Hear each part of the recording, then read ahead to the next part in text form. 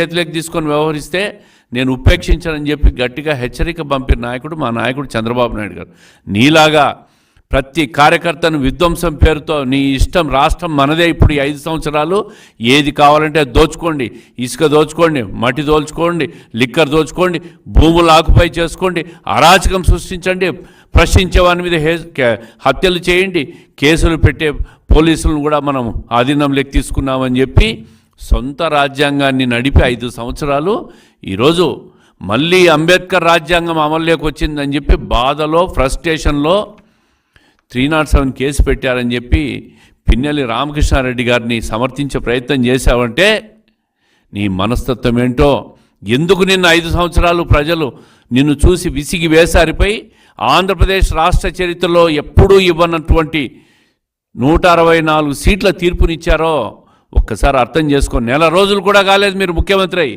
నేను అడుగుతున్నాను, ఈరోజు రామకృష్ణారెడ్డి గారి మీద ఈ కార్యక్రమాలన్నీ తెలుగుదేశం పార్టీ పేపర్ ప్రచురించింది. దీంట్లో ఒక్క అబద్ధమన్నా ఉందా మాజీ ముఖ్యమంత్రి గారని చెప్పి నేను అడుగుతూ ఉండా. ఎస్సీల మీద దాడులు, ఎస్టీల మీద దాడులు, ఇదే రామకృష్ణారెడ్డి గారి నియోజకవర్గంలో 5 సంవత్సరాల్లో 8 హత్యలు జరిగినాయి. అన్ని వర్గాల మీద 79 హత్యలు, దాడులు చేశారు. బీసీ, ఎస్టీ, మైనారిటీల మీద 51 దాడులు చేశారు మీరు. ఇదే ప్రజలకు ముఖం చూపించలేక మీరు 20 రోజుల్లో ఓడిపోయిన దానికి మొహం చూపించలేక తిరిగి జైలులో ఉన్న ఖైదీలకు మొహం చూపించేదానికి పోయినారంటే మీరు ఎటువంటి వారో మిమ్మల్ని అర్థం చేసుకోవచ్చు. ఈరోజు ఫియర్ సైకోసిస్ సృష్టించినారని చెప్పి మీరు మాట్లాడుతున్నారు. ఫియర్ సైకోసిస్ సృష్టించింది జగన్మోహన్ రెడ్డి గారు. మీరు ముఖ్యమంత్రిగా ఉన్న సమయంలో ఆంధ్రప్రదేశ్ రాష్ట్రంలో ప్రజలను ఒక ఫియర్ సైకోసిస్లో ఉంచినావు. అందుకే ఆ ఫియర్ సైకోసిస్ నుంచి వాళ్ళు బయటపడలేక 5 సంవత్సరాలు మనసులో పెట్టుకొని ఎన్నికలు వచ్చేసరికి ఓటు రూపంలో వాళ్ళ ఫియర్నంతా కూడా బయటికి తీసుకొచ్చి ఓటు రూపంలో సైలెంట్గా ఓటేసి మిమ్మల్ని ఇంటికి పంపించిందని చెప్పి నేను గుర్తు చేస్తూ ఉండా. మీరు మీలాగా ఎక్కడా కూడా అరాచకం, అవినీతి తెలుగుదేశం ప్రభుత్వంలో జరగలే. 20 రోజులు కాకముందే హామీలన్నీ అమలు చేయమని అడుగుతున్నారు మీరు. ఏమయ్యా, సూపర్ 6 పథకాలు ప్రకటించింది తెలుగుదేశం పార్టీ. మీలాగా హామీలు ఇచ్చామని చెప్పి 99% అమలు చేశామని చెప్పి ఊరూరా మీరు, మీ మంత్రులు, మీ ఎమ్మెల్యేలు డంకా బైదాయించారే. ప్రజలు నమ్మింటే మీకు మళ్ళీ ఓట్లేసే వాళ్ళే కదా. మీరు ప్రజలకు మంచి చేసింటే, న్యాయం చేసింటే, ప్రజలకు సంక్షేమం అందించింటే, రాష్ట్రానికి అభివృద్ధి చేసింటే మీకు కూడా ఓట్లేసేవాళ్ళు. అవన్నీ చేయలేదనే కదా మిమ్మల్ని ఇంటికి పంపించారు. రాష్ట్రాన్ని ఆర్థికంగా ధ్వంసం చేశారు, అరాచకం సృష్టించారు, ప్రజలను భయభ్రాంతులు గురి చేశారు మీరు.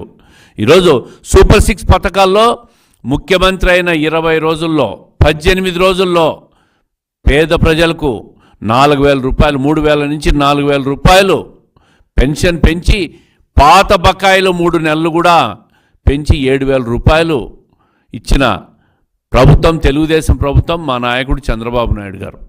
మిగిలిన హామీలన్నీ కూడా ఖచ్చితంగా అమలు చేస్తాం, దీంట్లో రెండో అనుమానం లేదు. చంద్రబాబు నాయుడు గారు హామీ ఇచ్చారంటే అవి అమలైనట్టే. ఈ నెల రోజులు కాకముందే హామీలు అమలు చేయలేదని చెప్పి మీరు మాట్లాడుతూ ఉన్నారు. మీరు ఇచ్చిన హామీలన్నీ ఎప్పుడు అమలు చేశారు, ఎక్కడ అమలు చేశారు?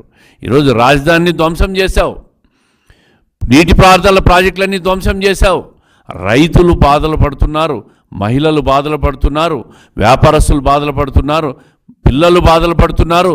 అన్ని వర్గాల వాళ్ళు మీ 5 సంవత్సరాల పాలనలో విధ్వంసానికి గురై ఆర్థికంగా నష్టపోయి భౌతికంగా హత్యలు కూడా చేశారు. అన్ని రకాలుగా నష్టపోయిన ప్రజలు ఆంధ్రప్రదేశ్ ప్రజలు. దీన్ని బాగు చేసేదానికే చంద్రబాబు నాయుడు గారికి, కూటమి ప్రభుత్వానికి 164 సీట్లు ఎమ్మెల్యేల మద్దతు ఇచ్చి ఈరోజు రాష్ట్రంలో మళ్ళీ రాష్ట్ర పునర్నిర్మాణానికి ప్రజలు నడుం బిగిస్తే మీరు ఈరోజు జైలుకు పోయి పిన్నెల్లి రామకృష్ణారెడ్డి ఒక గాంధీ మహాత్ముడంట, ఆయన ఏ హత్యా నేరం చేయలేదంట, బూతులు క్యాప్చరింగ్కు బూతులు లేకపోతే పోలీసులు చట్టపరంగా చర్యలు తీసుకున్నారు, చట్టపరంగా కేసులు పెట్టారు, ఎన్నికల కోడ్ అమల్లో ఉండగా కేసులు పెట్టారు. గుర్తుపెట్టుకోవాలి మీరు, చంద్రబాబు నాయుడు గారికి సంబంధం లేదది.